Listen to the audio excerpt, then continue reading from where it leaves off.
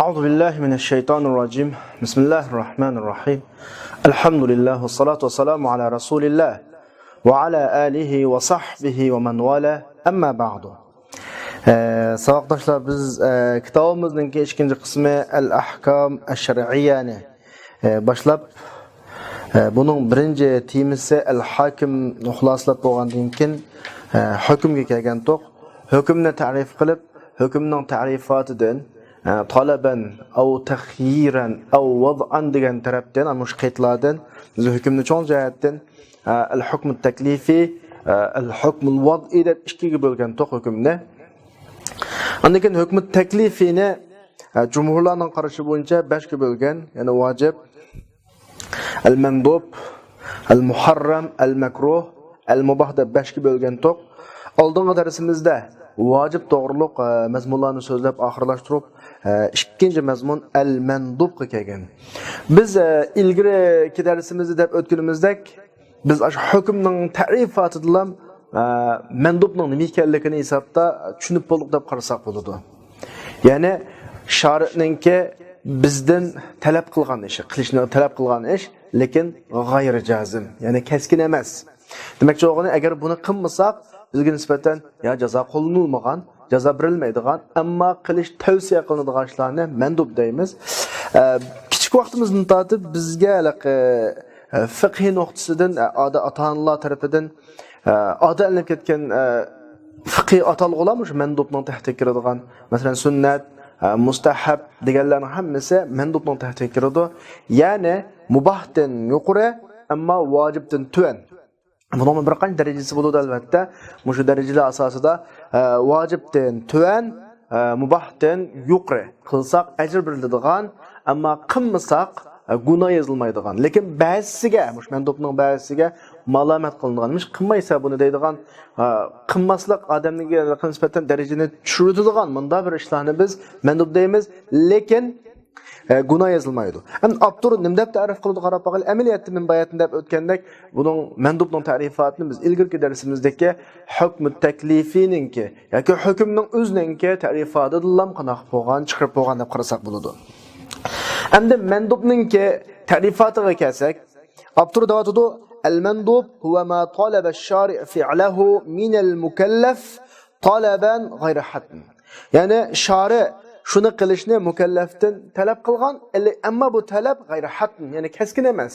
Bayatman degandek, ya'ni buni qilmaslik sababidan biz jinoyat ko'rib qoladigan yoki azobga duchor bo'ladigan yoki jinoyatga to'g'ri bundaqa jazolanishga duchor qoladigan bunday ahvol yo'q.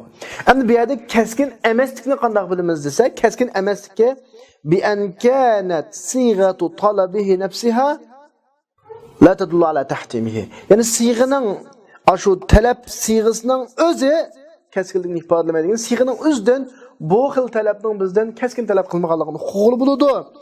Yoki buning talab qilishga, mush ishni talab qilishga keskin emaslikni ifodalaydigan bir qarinalar qana qilgan juplashgan. Demakchi o'g'ini xuddi vojibni so'zlaganimizdek, buning keskin emasligini yo shu talab siyg'isining o'zidan o'qsaqmi bo'ladi, sirtqi dalillar orqali o'qsaqmi bo'ladi, ish qilib bizdan talab qilinadigan ma talab keskin emaslikka o'qilsa, qaysi bir qarina, qaysi bir dalil tarafdan o'qilsa, mana bu mandub bo'ladi. Masalan, abtur misol tariqida fa iza talaba ash-shari' shari' bizdan bir talab, bir ishni talab qildi, mana siyg'a bilan yasunnu kaza aw yandubu kaza degandek buni talab qildi. Bo'lsa, ma'qul siyg'a bilan talab qilingan ish mandub. Chunki iboratning o'zidan manda qilish sunnat, manda qilish mandub degandek iborat hukm chiqib turadi-da. Yoki uni amr siyg'asidan talab qildi, qarina ma amr nadbi uchun, vujub uchun emas ekanligini ifodalabdi, dalolat qildi bo'lsa, bu talab qilingan ish ham mandub bo'ladi. Masalan, ya ayyuhallazina amanu idza tadayantum bidaynin ila ajalin musamma faktubuhu desa. Ey mu'minlar, sizlar bir qarz ilm birim qilsanglar, bir muomalat qilsanglar, ma'lum vaqt belgilab, masalan, ma'lum muddatgacha buni yezib qo'ying. Ham biz ma'ayatdagi yezib qo'ying degan qarab dekanda, bu yerdagi amr vujub uchun o'xshaydi deb, bu keskin ilm birim qarzini hammani cho'qim hujjat qoldirish farz degan yakunga kelib tursak, oyatning oxirisidagi oyatda bu yerdagi faktubuhu degan amrninki vujub emas ekanligini ifodalaydigan bir mazmunlar bor. Masalan, da'vatida qarzni yezib qo'yishga kelgan buyruq bu yerda nadbi uchun deymiz, vujub uchun emas. Nimishqa? Şu oyatning o'zidagi bir qarinining dalilidanki, u bo'lsa ma oyatning keyindagi Allohning so'ziki fa in amina ba'dukum ba'dan. Agar amin bo'lib qolsanglar, masalan, sizlar o'zaro ilm bilim qilingan kishilarga ishonch qilsanglar, bo'ldi, vaqtda qanday qilishmasanglar bo'ladi. Onu yezib qo'yib, u qilmasanglar bo'ladi. U vaqtida falyu'addillazi tumina amanatahu. Har omonat egisi o'zining omonatini joyida topshirsin, omonatga vafo qilsin deb keyindagi oyatda Alloh bunun bek zürrel emas ekanligi. Faqat ziyon kelib qolishining oldini olish uchun Allohning buyurganligi zarur emas ekanligini bizga uqtirib bergandikilar, ha, bu ish asli, bu buyruq menda uchun ekanda bilib oldik-da. Mana oyat shuni ko'rsatadiki, doinla, ya'ni qarzdor o'zining Madinaga ishonsa, qarzni onun qarta yazmasdan onun amanat qo'ysa, buludu lahu degani buludu. Qarzdorning shunda huquqiga ishonch qilgan odam bo'lib qolsa, yazmasimi buludu degan ma'no chiqadi masalan. Bu bir misol. Yana bir misolga kelsak, fakatibuhum in alimtum fihim khayra. Ular bilan masalan, sizlar qo'l dedeklaringlarni azod qilish uchun ular bilan xatcha qilishinglar. Agar ularda yaxshilikni bilsangligini, mushta qilsanglar, sizlarga ularga yaxshilik deb qarasanglar, mushta qilinglar dedi-da. Yaxshilik mushta qilinglar dedi. Mayda oxiridagi in alimtum fihim xayranga qarasaqing bo'ladi. Yoki qul degan bir odamning shaxsiy mulki bo'ladi. Xuddi mashinaga o'xshash, kiyim-kechakka o'xshash bir tasarrufat qilish huquqi jihatda. Xuddi odam o'zining uyini setish erkinlik bo'lgandek, mashinasini setish erkinlik bo'lgandek, kiyim-kechakni setish erkinlik bo'lgandek yoki qo'ldagi har qanday narsani setish erkinlik bo'lgandek, uni setish sotmaslik erkinlik bor. Aniqki fakatibuhum degan buyruq mulkiyatchilik, islomning mulkiyatchilik prinsipiga buyruq agar vujub uchun deyilsa zid keladi masalan. Bo'lgandan biz shu nuqtalarni birlashtirib turib, albatta Alloh bir narsaning mulkini sohibiga isbotlab, mulk shuningki tasarrufat qilish huquqini bergandan keyin bu yerda fakatibuhum degani bizga nisbatan irshodiy shaklda, nadbi shakldagi buyruq deb tushunsak bo'ladi. Masalan, malikning o'zining qo'li bilan mukotabat xatcha kelishishi mandub ish. Qarina malikninki o'zining mulkida tasarrufat qilish huquqi bor. Demak, xuloslagan vaqtimizda fal matlub fi'luhu talab qilingan ish agar uning siyg'isining o'zi keskin lozim ekanligini ifodalasa, buni biz vojib deymiz ilgirgi darsimizda. Masalan, buning misoli oldida rasm degan kutiba alaykum, furida alaykum, qada robbukum deb. Agar talab siyg'isining o'zi keskin emasligini ifodalasa, bunun bo'ladi, mandub bo'ladi. Masalan, nadabalakum, sannalakum degandek. Agar talab siyg'isining o'zi na keskinlikning, talabning keskin ekanligiga yoki keskin emas ekanligiga dalolat qilmaydi, lekin boshqa qarinalar bilan me'yadim bizni talab qilayotgani yo vojib, yo mandub mundoq bo'lganligiga dalil talab qilinsa bo'ladi. Bu vaqtdagi qarina yo nas bo'ladi, ya shariatning umumiy mabodi'laridan olingan, kulli qoidalardan olingan mazmun bo'ladi. Va yoki ba'zida shu ishni tashlashga qarata jazoni agashtirib keltirmaslikka bunday qarab taqib bir ishni qilinglar deb qilmaganlarga mandaq jazo bor deb jazo keltirgan bo'lsa, ha, vojib deymiz. Qilinglar dedi, jazo keltirmadi, savoblar dedimi shu ishni qilmaganlar ahvol qildi. Xolos, bu ish mandub bo'ladi. Demak, yuqorida olib turib keltirgandek, qarinaning shakli har xil, qarinaning yo'llari har xil, mayli oxil shaklda, mayli mahil shaklda bo'lsin, qanday shaklda bo'lsin, shu qarinalar orqali mayli u qarina siyg'ining o'zidan chiqsin yoki sirtdan chiqsin, shu qarina orqali mushu amridan yoki mushu siyg'idan chiqqan talab g'ayri hatm degan ifodalansa, buni biz nima davrimiz, matlub davrimiz. Shunlashqa usulillarning orasida mandubni bundoq tunishtirib bir xil mashhur iboratlar shakllangan. Ya'ni mandub degan nima desa, vojib bilan mandub. Vojibning ta'rifoti bundoq deb mashhurlarlikka, vojib deganimiz uni tashlag'uchi jazoga loyiq. Mandubning ta'rifoti bundoq deb mashhurlarlikka, uni tashlag'uchi jazoga loyiq emas. Ba'zida malomat kelgan mandubning turlari bor emas. Mana shu nuqtadan ba'zi turlarida u malomatga loyiq, masalan, sunnatul muakkada bo'lib qolsa, malomat mushu gapning o'zidan, usulillarning ko'nga mashhur bo'lgan mushu ta'rifotining o'zidan biz shuni uqvalaymizki, mandub Mandub qilsa ajr beriladigan, qilmasa jazo berilmaydigan. Ya'ni mandaq jetgan vaqtda Allohning shu ishni bizdan talab qilishi keskin bo'lmagan ish. Allohning bizdan shu ishni talab qilishi keskin bo'lmagan ish, bu mandub bo'ladi deymiz. Xo'sh, endi mandubning qismlariga kelsak, mandubning qismi 3 ga bo'linadi. Men bayatni deb ozroq qistirib o'tdim mazmun oraliqida. Oddiy ama ya qiyin emas. Birisi shunday bir mandubki buni qilish ta'kid yo'ldan talab qilingan. Biz buni fiqh atalg'ularda sunnati muakkada deb ataymiz. Sunnati muakkada. Bu o'zimi tashlag'uchi zag'loyiq emas, lekin lavm aytab degani kayishqa, masalan, qimmagan odamning darajasi nazarimizda qana qilgan tushadigan yoki. Masalan, mushu sunnat, mushu mandubatlarning qatoridan vojibatlarni to'liqlama, shar'an to'liqlama deb hisoblanadigan bir sunnat mandubatlar va mushuning qatoridan. Min hada, mushuning qatoridan shar'an vojibatlarni to'liqlama deb hisoblanadigan sunnat mandubatlar mushuning qatoridan, masalan, azon desak, 5 namozni jamoatdan ado qildi desak, azon o'qilmasa gunoh ko'rinmaydi.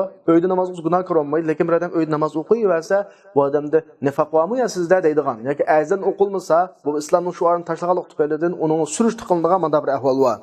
Endi shuning qatoridan Rasululloh o'zining diniy ishlarida davom qilgan, kullu ma wadaba, hayotida davom qilgan, uni faqat bir ikki qatim tashlagan degani Rasulullohning davom qilganligi bu ishning muhimligini ifodalaydi. Bir ikki qatim tashlaganligi, ya'ni uning vojib emas ekanligiga dalolat qilmasdan deylar. Mazmaza taratdiki.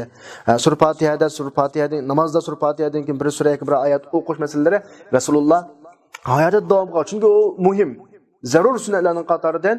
Ammo buni Rasulullohning bir qism tashlab qo'yishi atrofidagilarga qana qilish uchun, tushuntirib qo'yish uchun.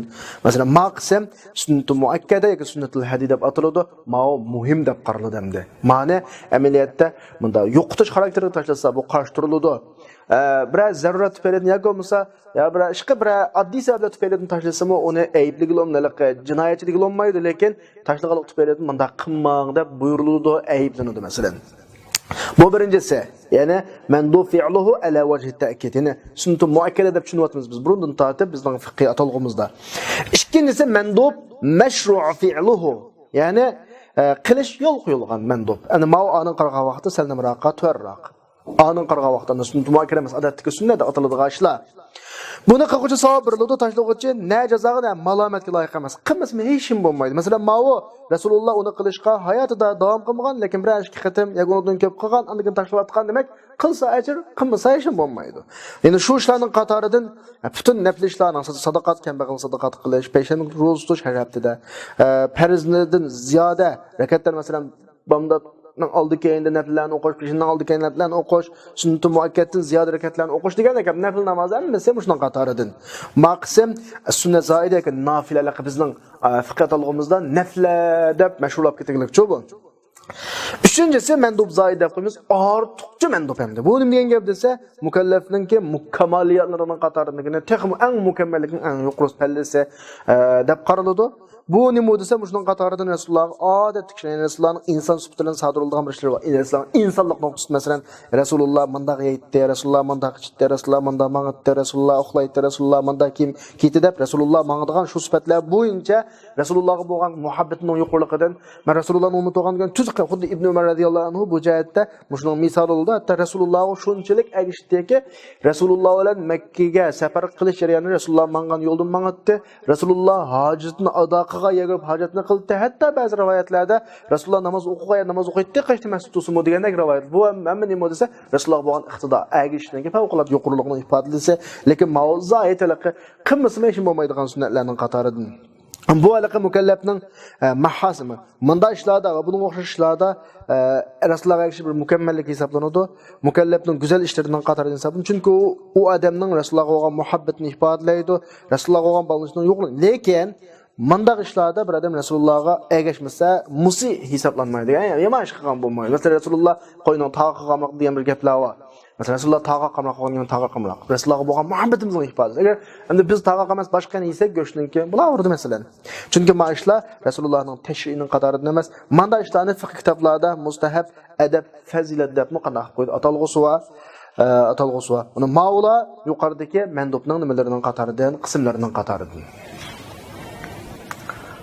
Hükmet teklifining 3-cisi Muharram, al-muharram. Bu mu biz ilgirki saatlik dersde hükümni tarif qilgan vaqtimizda va hukm taklifini taqsimot qilgan vaqtimizda hisobda buning ta'rifatini mahiyati chiqarib bo'lgan. Ya'ni shari bizdan yig'ilishni talab qilgan, tashlashni, ma'ni qilma deb. Tashlashni talab qilish ya keskinlik yo'ldan bo'lsa muharram bo'ladi, ya keskinsiz bo'ladi, bu vaqtda nim bo'ladi, makruh bo'ladi. Muharram deganimiz dal keskin bo'lgani. Shu hukmni tushunsak bo'ladi. Abturda aytadi, ta'rifu, buning ta'rifati.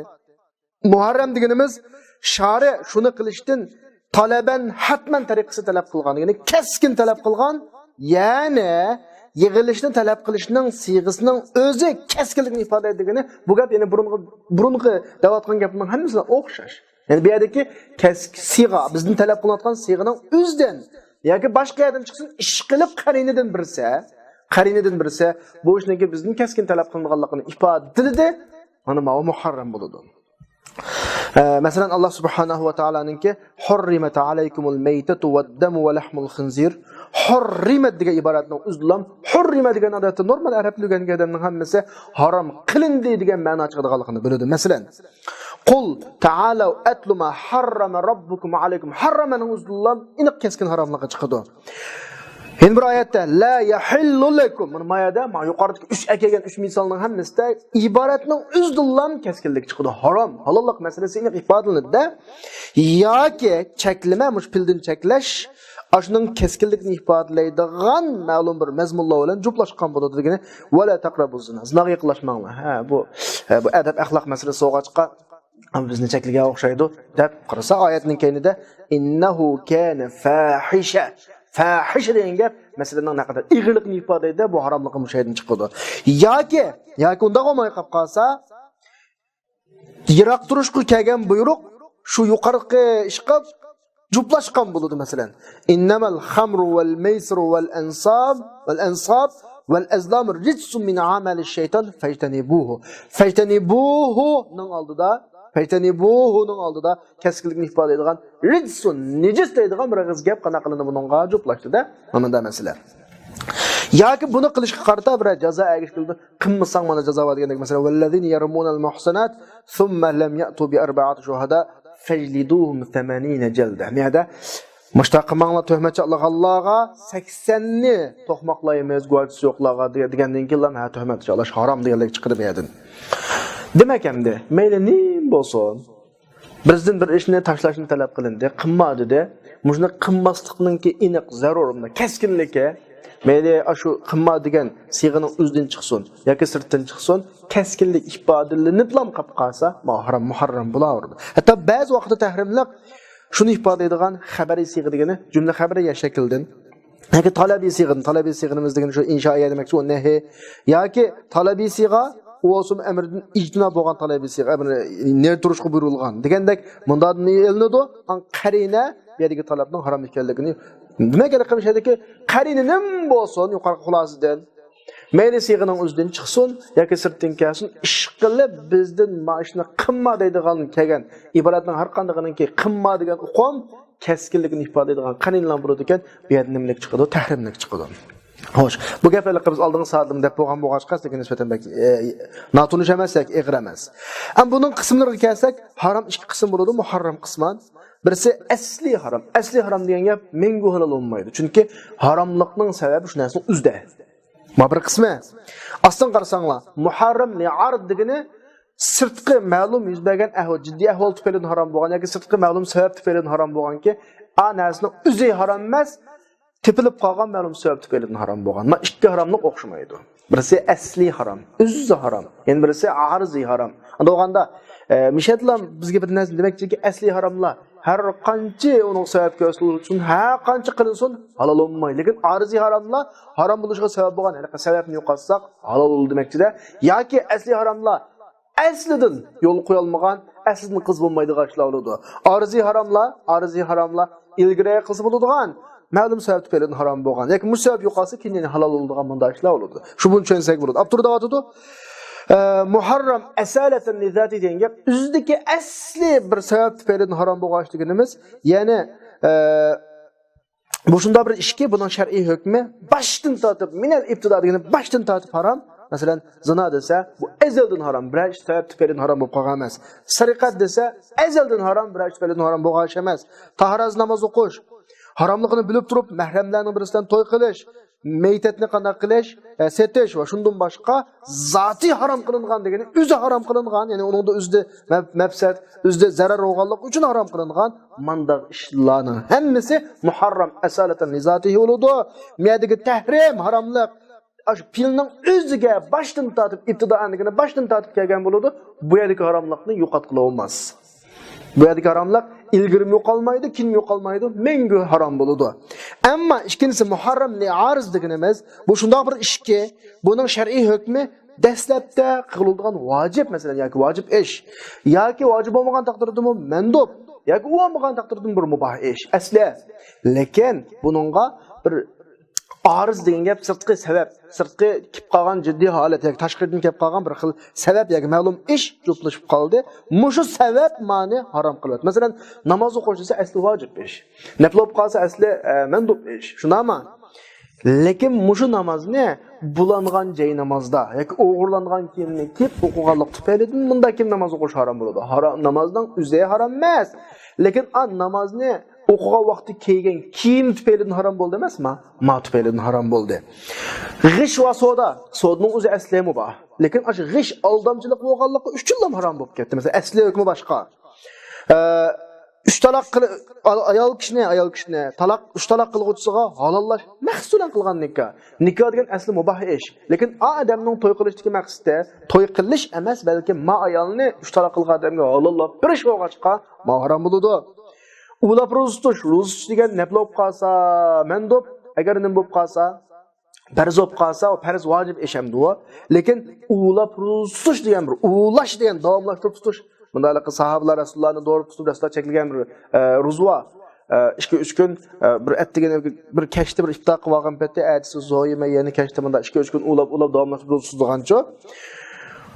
Bid'at talaq asli yo'lliq ish. Lekin sunnat bo'yicha bo'lmaganligi tufayli dillam harom bo'lib qoladi masalan. Masalan, yeyizning ichida talaq qilish, 3 talaqni bir aqlam talaq qilish degandek. Ondan boshqa haromlik tashqariy bir omil tufaylidan uning duchor bo'lib qolgan mandaq bir haromlar va moyadagi haromlik lizatul fi'l emaski, shu ishning o'zining haromligi emas, lekin amrin xoriji tufaylidan.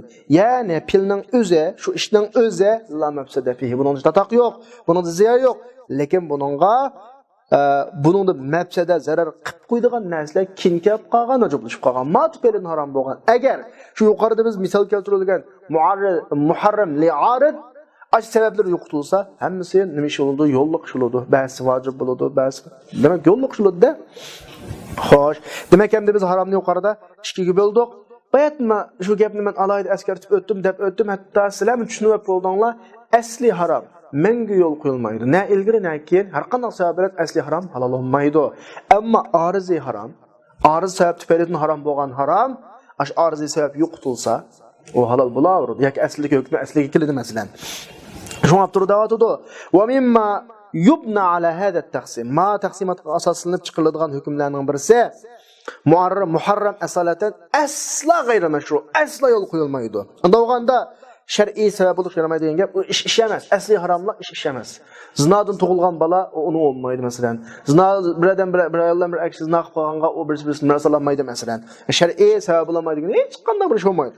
İş emas demakchi u. Shar'iy ahkomlar uningga agishib kelmaydigan botil. Masalan, meytatni sotqanga pul anib olib qolmaydi, meytat anib olib qolmaydi. Demak, bu savdo emas bu. Asli harom degan gap ish emas demakchi-da. Shunlashqa tahorat o'qigan namoz hech nima emas bu, botil bu. Botil degan gap hech nima emas u, namoz emas u. Haromlikni bilib turib, mahramlarning o'zidan qilgan to'y botil, to'y degilanmaydi, mana nikoh degilanmaydi. Bu ikkisini birisi-birsilab qoldi, birisi-birisidan nikoh miros ololmaydi. Tug'ilib qolgan bolalar ota bola bo'lib bunda shakllanmaydi masalan. Meytatni sotishi botil dedik, u savdo emas. Demak, botil degan gap shar'an uningga hukm agishib kelmaydigan gap, u ish emas. Savdo emas, nikoh emas, namoz emas. Uning keyiniga savdoning bir agishib keladigan bir muncha ta'sirlari bor emas, hech qaysi kelmaydi. Xo'sh, ma'u muharram asalatan gapi. Endi muharram li'ariz masalasida bu o'zi asli yo'lliq. Asli yo'lliq. Ma'lum sabab tufayli harom bo'lib qolgan bo'lg'achqa, mushi ish mayli ariziy sabab tufayli harom bo'lib maydon kelgan taqdirdami, uningki agashtirib keltiradigan bu bir asli yo'lni qo'yg'achqa natijalari agishib kelyapti. Masalan, bu shar'iy sabablik yaraydi. Buningga ta'sirlari degan gap natijasi agishib kelyapti. Chunki haromlik ariziy zot emas. Ariziy gap sirtdan kelgan, o'zi harom emas. Shuningga masalan bulangan kiyimda o'qigan namoz ado, lekin u gunohkor harom ishni qilgan bo'ladi, namoz kedindi. Masalan, pishinda men makiyimni o'g'irlab yoki joy namozini birini o'g'irlab, shu o'g'irlagan joy namozda pishinni o'qidim. Pishim bulardi. Gadindan saqit. Lekin o'qiganligimning o'zi harom bo'ladi. Ya'ni bu mucizani kifoya qiladi. Ammo u bulangchilik qilganligi uchun asim jinoyatkor.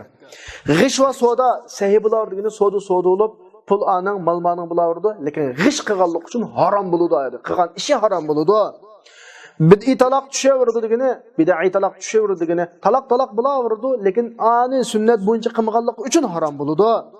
Demak, nima ish qilsa, chunki ma ishdagi illat haromlik asli emas, arz tufayli. Andog'anda arziy tufayli haromlik qilgan haromlik, shu haromlik tufaylidan sababning aslida xalal yuz bermaydi-ki, ishning asli bo'laverdi. Asli buzilmaydi.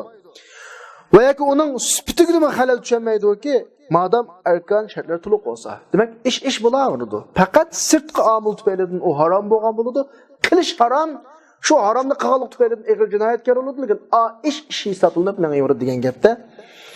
Ammo tahrim zotiga kelsak, bu xalalni sababni o'zi degan shu ishning o'zi ish emas u. Sabab deganga bir hukmni agashtirib keltirib degan gap emasmi?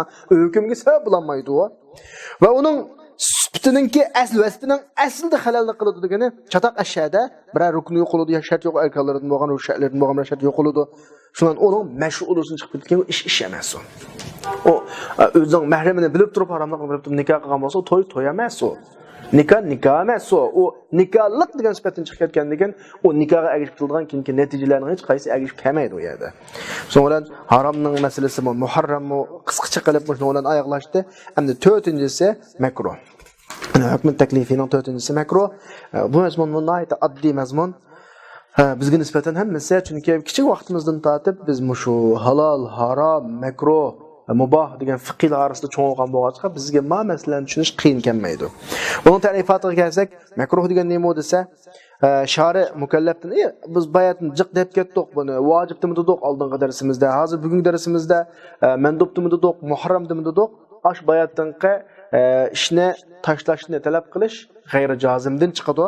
Ya'ni mukallafdan shari talab qilgan ish uni qilishni yig'ilishdan, lekin bu yerdagi talab talaban g'ayri hatm, keskin shariy tariqasiga, keskin emas tariqasiga talab ham.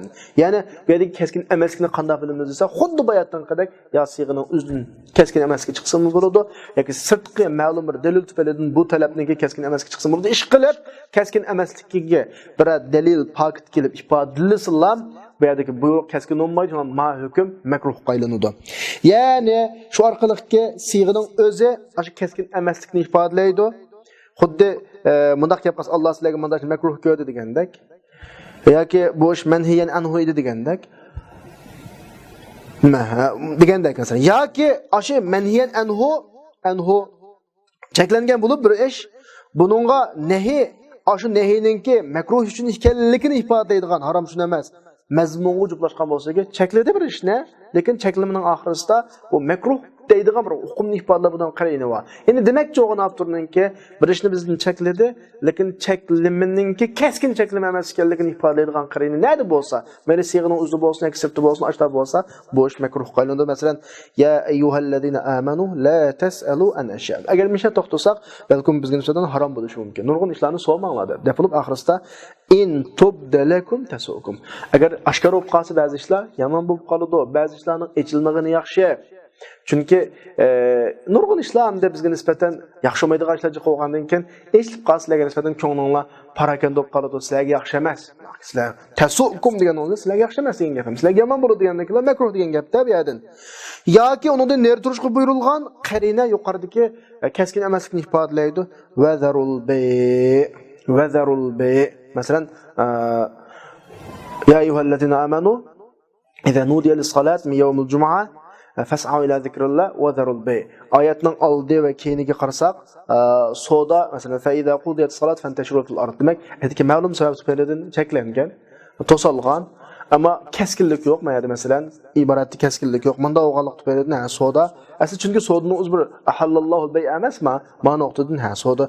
Mekruh kendip çensek bulur. Lekin muşu azan vaxtındaki sodanın mayagazın mekruh'a geldi misalını. Haramlıkı mekruhlık'a kadar anca munca bir detalaş paranlava öz cayida körep baksanlar bunu da. Demek hem de xulasılısak aldığınki mezmundaki muharram bilen mekruhni birleştirip xulasılısak şunu qilishdan yig'ilish talab qilingan bir ish agar uning talab siyg'isining o'zi buning keskin talab ekanligini ifodalasa buni muharram deymiz. Ya'ni masalan hurrima alaykum kaza degandek. Agar siyg'ining o'zi buning talabninki keskin emasligini ifodalasa bu makruh bo'ladi. Kuriha lakum degandek. Agar siyg'a mutlaq cheklim ekan, to'sabdi bizni. yoki ner turing deb ner turishga kelgan mutlaq buyruq ekan, bizdan keskinlik, g'ayri keskinlik chiqmaydi ekan, bo'lsa buning keskin emasligiga sirtki qarin dalil. Sirtki qarin deganimiz masalan boshqa oyat hadislardan uning keskin emasligi dalil chiqsin bo'ladi. Iyadan chiqmagan taqdirda shariatninki maqosidlardan, mabadi ammadan kulliya qavoid kulliyalardan dalil topsak bo'laveradi. Mujundan keskin emas ekanligini arsaqla bu ishninki harommi yoki makruhmi bizga nisbatan oydinlashadigan gap. Mesela şu qarinlarning qatoridan baytni qarinlarda do'qi dalillar pakitlarning qatoridan ishni qilishga jazoni agashtirib keltirish aytildi. Mesela qilmanglar dedi, hech qanday bir jazo yo'q. Shunlashqa usulning ba'zi haromni mundaq deb ta'rif qilinadiki, harom degan nima desa, qilg'uvchi jazoga loyiq. Masalan, bu bir tarifi. Makruhni shuna ta'rif qilinadiki, uni qilg'uvchi jazoga loyiq emas. Ba'zida malamalga loyiq bo'lib qoldi. Masalan, ig'roq bo'lib qolsa, degandek mundaq ta'rif qilinadi. Demak, yuqorgi mazmunlarni xulosalasak, biz mayli nimaga tayansak tayinib, siyg'ning o'zini chiqarsakmi, sirtin chiqarsakmi, bizdan talab qilinayotgan mush ishni qilmaslikdan iborat talabningki keskin emas ekanligini ham qanday qilsak, bilib olsak makruh bo'ladi. Keskin ekanligini bilsak, qanday qaraydigan fakt tayinib bilsak, buning harom ekanligi bizga nisbatan uqulud deydi. Xo'sh. Endi hukm taklifininki 5-si al-mubah. Ya'ni bizim Uyghur tilimizin mubah deymiz. Qilsa, qilmasa, bizga yo'l qo'yib o'tilgan ish, qilsang qil degandek, gunoh bo'lmaydi degandek, shu bu gunoh bo'lmaydi degandek ish. Endi mubah degan nima degan vaqtimizda buni Abdur ta'rif qilib, biz hukmning ta'rifatida av taxyiran deb bir iboratni keltirdik yoki ixtiyor qo'ygan shaklda deb taxyiran deb iboratni birini keltirdik. Mishadlan amaliyotda chiqib turadi bu mazmunning ta'rifi va mubahning ta'rifati. Shunda Osman Abdur deganni deb aytaylik. Al-mubah. Mubah deganimiz shari mukallafga shu ishni qilish bilan tashlashni o'tirdi ixtiyor qo'ygan ish. Ya'ni shari mukallafni mashina qilishni mutalab qilmoqlik, yig'ilishni mutalab qilmoqlik. Qilmo demaklik, qilmamo demaklik, qo'yutilikda bunda ishni qanday hukumiz hamda? Qil deganni, qilma deganni qanday hukumiz? Nega qolib bilamiz buni desa, buning bilish yo'llari bir qancha xil. Bu yerda asosiyligini ikki. Birisi nas orqali bilamiz. Aniq oyatda qilsanglar bo'ladi, bunda gap qoldi. Yoki bo'lmasa hech qanday dalil olmasa biz qaysi kuni adilla shar'iyyalarning ichida istishabda bir gapni so'zladik. Asli dalilga tayinishda Maaşның buruluşum delili yok, çeklengenligim delili olmasa biz şu narsadagi asli delilni tutib turib, asas qilib turib, buningga halallikni, mubahlikni hukmni chiqaramiz. Demak, mubahlik hukmi ikki yerdan chiqadi. Ya nasdan chiqadi, yoki bo'lmasa ibaha asliya deb qo'yamiz. Asldagi mubahlik prinsip bo'yicha mubahlikni chiqaradi. Ikki xil mubahlik bilan birinchi mubahlik qilsa, shu ishni qilsimi bo'ladigan, qilmasimi bo'ladigan odatdagi normal ish qatorida qana qilamiz, hukm chiqaramiz. Shunga turib turadi. Ba'zida ma'lum ish harakatning mubohligi, uning mubohligi kelgan shar'iy nas oyatidan chiqadi. Musharaqlik isbotlanadi. Xuddi shari buni qilsa la isma ekanligiga aniq ishorat qilganda gunoh yo'q ekanligiga. Masalan, mushuni bilan buning mubohligiga dalolat qilinadi. Masalan, Qur'oni Karimda bunday oyatlar chiq. Fa in khiftum alla yuqima hududalloh fala junaha alayhim. Fala junaha degani mubah degan gap. In bir oyatdagi misol wala junaha alaykum fima arradtum bihi min khidbatin nisa. Wala junaha alaykum wala junaha. Mushuni o'zi mubahlikning ifodasi. Yoki endi shundaqlar shari bir ishni buyuribdi, qarinlar bu yerdagi buyruqning mubah ekanligini isbotlaydi. Masalan, va idza halaltum fastadu. Qarin nima desa, qarina usul qoidasida bir ishdan cheklab qo'ygandan keyingi buyruq. Masalan, bizning normal til qoidamizimiz shu. Og'riq qilib doktordan qochib olsak, siz mandaq narsa yemang dedi. Necha kundan keyin qayta tekshirib olsak, endi siz saqayibsiz, endi yang desa. Doktorning endi yang degani yang deb qilgan buyruqmi yoki yesingiz bo'ladi deganlikmi? Tabiiyki biz tilda uni endi yang degandan endi ichchanyak degandan ma'nosini ich buni deb bizga zarur lozim sifatida deganlik emas, balki burun cheklagandim endi qilmaydi-ku, va iza halaltum fastadu deganmi? Ihrom vaqtida qat'iy o'lashga bo'lmaydi. Ihromdan chiqdingmi? Fastadu endi o'lsanglar bo'ladi degan chiqdi masalan. فإذا قضيت الصلاة فانتشروا في الأرض desa namozni beka olib zamonga taqanlar desa cho'qim masjid namoz o'qib bo'lib jumani cho'qim masjiddan chiqib ketish farz emas, vojib emas bu o'rinda. Chunki oyatning 5ida يا أيها الذين آمنوا إذا نودي للصلاة من يوم الجمعة فاسعوا إلى ذكر الله وذروا البيع. Sodun taşlanlar mescidinlar olgandan keyin endi chiqinglar degan gap. Endi chiqinglar degani mubah endi chiqsang bo'ladi, hozir chiqsang bo'ladi buni. Juma o'qilgan vaqtda juma o'qib sodan tashlab endi chiqa degan gapda bu mubahlikning ifodasi. Bu normal tilda tushunildi bu. Kulu va shabu desa inson normal qilsa bo'ladigan, ish bo'ladigan, uni qilmay ish etmay amal yo'q ishlarni qilmay etinglar deganligi, qilsanglar bo'ladi. Siz qilmasang bo'lmaydi buni degandek, bir xil qilmasang yashamaysiz degandek bir xil mubahlik huquqini ifodalaydi. Demak, yuqoriqilarning hammasida sharkatning mubahligi oyat, hadisdan nas orqali ifodalansa, ba'zida sharkatning mubahligi asli iboha. Asli iboha degan qanday vaqtda bo'ladi desa, hech qanday dalil kelmagan vaqtda bo'ladi. Ya'ni shariat tarafidan bir aqd tasarrufot yoki bir qanday bir ishning hukmiga qarata nas kelmasa, yana bir shar'iy dalil buningdagi hukmga dalil turmasa, bo'lmasa, ma aqd tasarrufot fe'l baraat asliye aslidagi mubahlik hukmi bilan mubah bo'ladi. Chunki ashyolardagi asli prinsip mubahlik. Biz buni istishobda qanaq bo'lgan so'zlab bo'lgan. Shuning bilan hukm taklifidagi 5 tur tugdi. Biz darsimizning 5'idan bu 5 tur jumhurning nazaridagi 5 tur, ammo Hanafi ulamolari dalilninki zannilik qat'iyligiga qarab turib 2 turini avtudi.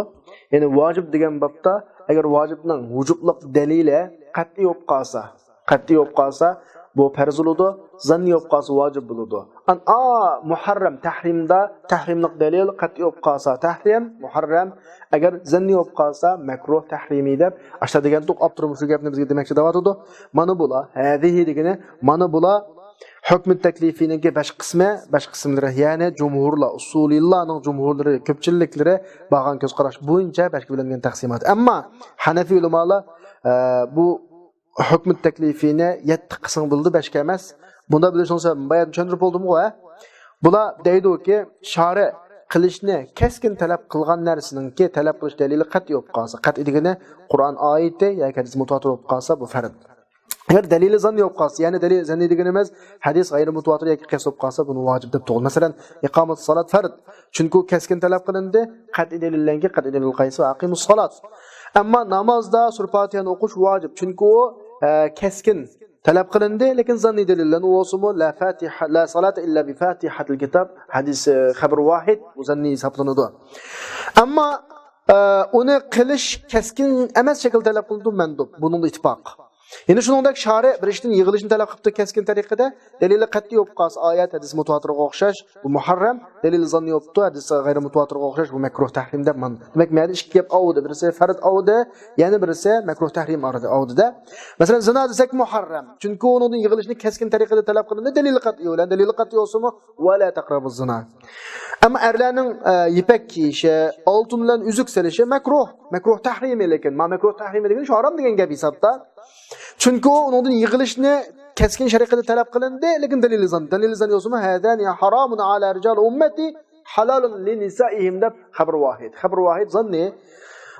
Xo'sh, ammo yig'ilish keskin emas talab qilinsa, bu makruh tanzih bo'ladi deb Hanafi ulamolar ikki yerda ikkini avjuda dalil qat'iy dalil zanni ahvoliga qarab turib, shuni 7 ga boradi. Demak, xulosalasak, Hanafi ulamolarining nazarida qilish talab qilingan ish 3, farz, vojib, mandub. Yig'ilish talab qilingan ish 3, harom, makruh tahrim, makruh nimo, tanzih. Ayatning mubah bu ikkalasi o'rtaq. Xo'sh, misha kelgan vaqtida biz qat'iy zanni degan gap to'g'riliq, azroq bir narsa deyish to'g'riliq. Garchi biz darsimizning 5-da bo'lgan bo'lsak, mabturda o'tadimda bilasizlar qachon. Biz deb o'tdik, Qur'onning nasrining hammasi vurud jihati, subut jihati qat'iy. Shuningga bu Qur'on nasr bilan Hanafilarning qishida farz, tahrim, nadb, ikrah. Chunki biz qaraydi-da. Ammo hadislarning ichidan vurudi qat'iy rivoyati mutawatir ve onun hükmünde Hanefi'nin nazarındaki hadis meşhur var. Bunun bilen Kur'an'da sabit olgan, şu bayattanki farz, tahrim, nedb, ikrah hem sabit oludu. Amma hadislarning ichida urud zannileri var, o'smi xabar ahad, bunun bilen farz, tahrim chiqmaydi, qolganlari ma ikkidan boshqasi. Ma ikkidan boshqa yetidan hukm taklifining farz bilan tahrimdan boshqasi qana qiladi, chiqadi, oshkisi chiqmaydi. Demak, yana Hanafilar jumhurning o'tirisiga ko'z qarash dalilning qat'iy zannilik masalasi. Hamda yana inchki tahqiq qilgan vaqtimizda bu yerdagi masala zannilikqa atalg'u masalasiroq to'xtab qilib, ammo muomala jihatda yani ishkilasi dalil qat'iy bo'lgan hukm bilan dalil zanni bo'lgan hukmga albatta ayam-ayam muomala qiladi. Lekin Hanafiyalarga atalg'uni ayash orqali sal inchkiroq muomala qilgan demoqchi. Xo'sh. Endi yuqorida biz hukm taklifining bir necha turini deb o'tdik. Ba'zi ishlar farz bo'ladi bizga nisbatan, ba'zi ishlarning hukmi, ba'zi ishlarning hukmi vojib bo'ladi, ba'zi ishlarning hukmi mandub bo'ladi, ba'zi ishlarning hukmi muharram, ba'zi ishlarning hukmi makruh tahrim, ba'zi ishlarning hukmi makruh tanzih, ba'zi ishlar bizga nisbatan mubah bo'ladi endi. Ammo ba'zida bir ish yuqorqi ahkamlarning ko'pinchadan sifatlanadigan ahvollarmi ba'zi bo'lib qoladi. Masalan, Abdur shuni deb o'tib, bir ish ba'zida mush bir ishqa yuqoridagi ahkamlarning hammasiga ba'zisi shunga munosabatli bo'lgan ahvolga qarab turib, shu yuqoridagi hukmlar birilib qolgan ahvollar bor. Masalan, zavoj desak, zavojning farz zavojlim bor. Vojib zavojlim bor. Mandub zavojlim bor. Mubah zavojlim bor. Harom zavojlim bor. Masalan, depaqandoq zavoj ba'zida musulmonga farz bo'ladi, mehr nafaqatga qodir bo'lsa, boshqa har ayollik mas'uliyat vojibatligiga qodir bo'lsa va o'zining ahvolini shuni jazm qilsa-ki to'y qilmasini naqib soladi bo'lib qolsa. Ya'ni jazmiyat va to'yga, qat'iylik va vojib bo'ladi. Yuqori ishlarning hammasiga qodir bo'lsa va to'y qilmasa zinoq qilishdan ansiraydi ekan. Xavf degan ansirabda ehtimol naqib solish ahvol. Ma'noda vojib bo'ladi. Mandub bo'ladi. Er ayollik vojibatlarga qodir bo'lsa, normal, mutadil holatda ekan, zinoq qilishdan to'y qilmasa qo'rqmaydi ekan, bular bo'lib qolsa men. Muharram bo'ladi qana chaqda to'y qilib qolsa, ayolga zulm qilib qatqanlik, er ayollik huquqini ado qilmayotganligi jazm bo'lsa muharram bo'ladi. Agar zulm qilishdan ensirsa nima bo'ladi? Tahrim, makruh tahrim bo'ladi deb ma'lum bir misol keltirildi. Nayt obdan misol. Demak, hukm ba'zi ahvollar qarab turibmi, bir xil narsaga birildigan hukm ahvollar qarab turibmi, har xil bo'ladi. Shuning bilan bizning hukm taklifining ahvoli tugadi. Endi qayt eskartib qo'ysak, o'quvchilarimizning saviyasiga yarasha, shu usul sohasida ibtidoiy o'quvchilar o'qat. Kitob hem kitobning xarakteri muxtasar, kichik, ixcham, yangi o'quvchilarga mos kelgan kitob bo'lgach, biz mudarrislarni aytib qisqa shu mazmunni tushuntirishni asos qilib so'zildik. Mazmunlar ichida cho'nqurlashni istaganlar bo'lib qolsa, buningdan cho'ng kitoblarga yoki bundan keyingi biz so'zlamoqchi bo'lgan usul fiqhninki doir jihati kengroq kitoblarga murojaat qilsa bo'ladi. Inshaalloh kelar soatda hukmul vad'in to'g'riliq so'zlaymiz. Bugun darsimizni shu tugadi. Va axiru da'wana anal hamdulillahi robbil alamin.